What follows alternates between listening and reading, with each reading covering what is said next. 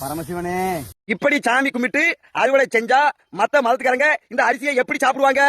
நீ சாமி கும்பிட்டு அறுவடை பண்ணால் அது எப்படி நாங்கள் சாப்பிட்றதுன்னு சொல்லிட்டு ஒருத்தர் கமெண்ட்டில் அடிச்சிருக்காரு இந்த கணேசனோட வீடியோவில். கமெண்ட் போட்டவருக்கு நான் என்ன பதில் சொல்ல வரேன்னா, உங்களுக்கு பிடிக்கலன்னு வச்சுங்களேன், நீங்களே இறங்கி விவசாயம் பாருங்கள், நீங்களே இறங்கி எல்லா பொருளும் தயாரிங்க, நீங்களே உங்களுக்கு சம்மந்தப்பட்ட ஆட்களுக்கு கொடுத்துக்கோங்க, புரியுதுங்களா? வேறு எதுவுமே வாங்கி சாப்பிடாதீங்க.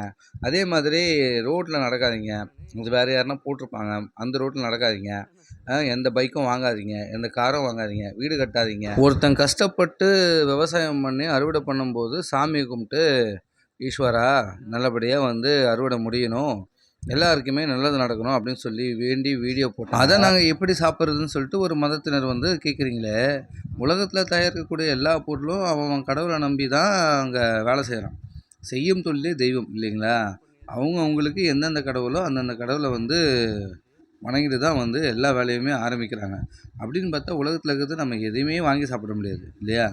அப்படி இருக்கும்போது எப்படி இவ்வளோ தைரியமாக அந்த கமெண்ட் அடிக்கிறீங்க? இனிமேலும் அந்த மாதிரி கமெண்ட்லாம் தயவு செஞ்சு அடிக்காதீங்க. ஏன்னா நம்மளும் விவசாயம் பார்க்குறதில்ல, விவசாயம் பார்க்குறவங்களையும் நம்ம இந்த மாதிரி கமெண்ட்டை போட்டு அவங்க மனசை நோக்கடிக்க வேண்டாம் தான் என்னுடைய வேண்டுகோள். உங்களுக்கு அந்த வீடியோ பிடிச்சிருந்தா பாருங்கள், இல்லையா அதை ஸ்கிப் பண்ணிவிட்டு போங்க. அதை விட்டுட்டு ஏதாவது ஒரு சம்மந்தமே இல்லாமல் ஒரு கமெண்ட்டை போட்டு மற்றவங்க மனசையும் புண்படுத்துறது எனக்கு தெரிஞ்சு நல்லாவே இல்லைங்க. தயவு செஞ்சு அது மாதிரி பண்ணாதீங்க ப்ளீஸ்.